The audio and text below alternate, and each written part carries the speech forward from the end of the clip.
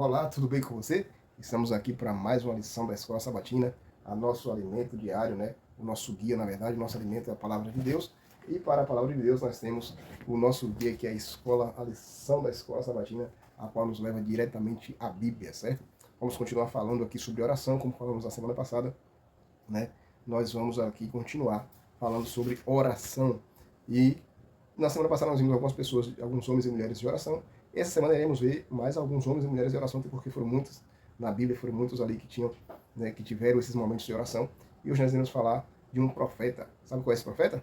Vamos orar? Já te falo já já. Bondoso Deus, eterno Pai, gratos somos a Ti pela Sua bondade, pela Tua misericórdia em nossa vida, pelo Teu amor e pelo Teu carinho. Obrigado por nos dar a oportunidade de estar conectado contigo através da oração em nome de Jesus. Amém. Vamos lá, vamos falar de um profeta que teve ali uma vida de oração com Deus, uma vida ali consagrada com Deus e que venceu as batalhas da vida. E como nessa semana estamos falando de oração na prática, né? A oração na prática. E vamos falar hoje sobre o profeta Elias. O profeta Elias, ele foi um profeta que ele é muito destacado na Bíblia por as suas orações ela ter resposta. Mas Elias era um homem perfeito? Não, não era um homem perfeito. Mas Elias tinha um Deus no qual ele confiava. E nós conhecemos a história de Elias ali no Monte Carmelo, onde Elias ali orou, né, para que Deus descesse fogo do céu para consumir aquele holocausto diante de muitos profetas ali, os profetas de Baal que achavam que estavam servindo a Deus, né, mas eles não tinham Deus, ele tinha algo que ele dizia que era Deus. O Deus verdadeiro tem eu, tem você, que é o mesmo Deus que Elias serviu. E hoje esse mesmo Deus está com os ouvidos abertos para ouvir a minha e a sua oração e para responder de acordo com a vontade dele, ok? Então nós iremos estudar hoje sobre Elias. E Elias, ele foi um homem fiel a Deus. Elias foi fiel o tempo todo ao Senhor. Elias, no Monte Carmelo ali, ele tinha confiança plena no Senhor, que ele ainda desafiou os profetas de Baal a orarem mais, a falarem mais alto, a gritar que Baal estava dormindo, né? Porque Elias sabia que não existia outro Deus a não ser o nosso Deus. E você acha que existe outro Deus? Eu acredito que não, né? Mas se acha, tira isso da cabeça que você existe o Deus que é o nosso Deus, o Deus que é o mesmo Deus de Elias, o mesmo Deus de Moisés, que nós vimos aqui na semana passada, e entre outros aí, né, que deixou para nós o exemplo através da palavra do Senhor, né, que o nosso Deus é único.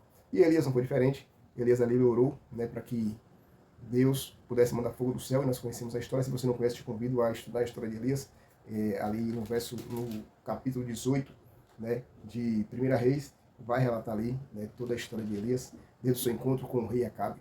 Mas chegou um momento que Elias ele sentiu medo, e Elias ele sentiu agora pavor, terror, um medo que eu e você não queremos sentir, eu não quero, você também não quer.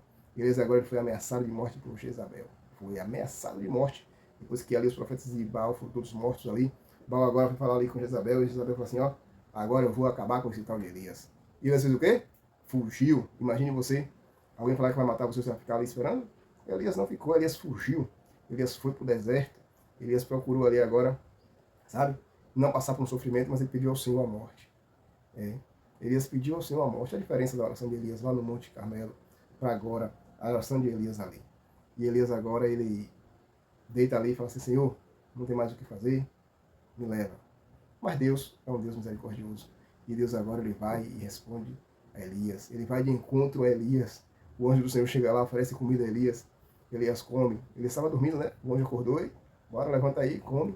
E Elias no deserto, falava, vou comer o quê? Aí quando Elias olhou, tinha um pão cozido lá, em chamas lá na pedra, né? E tinha uma botija de água lá para Elias.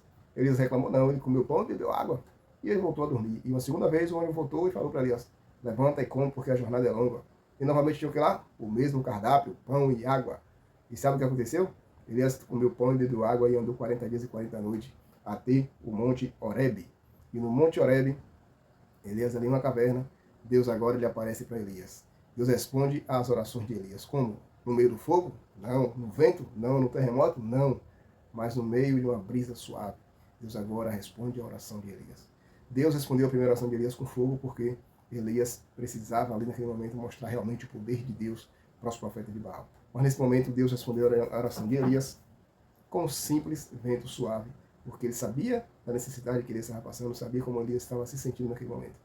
E Deus responde a minha oração de acordo com o momento que nós estamos passando, de acordo com o momento que eu e você estamos vivendo. Deus sabe exatamente o jeitinho certo de responder a minha e a sua oração. Então, na prática, Deus responde a nossa oração da forma que Ele quer, da forma que é melhor para cada um de nós. Amém? Vamos orar? Bondoso Deus, eterno Pai, grato somos a Ti pela Tua misericórdia. Obrigado pelo teu cuidado e teu carinho com cada um de nós. Em nome de Jesus. Amém. Que Deus nos abençoe.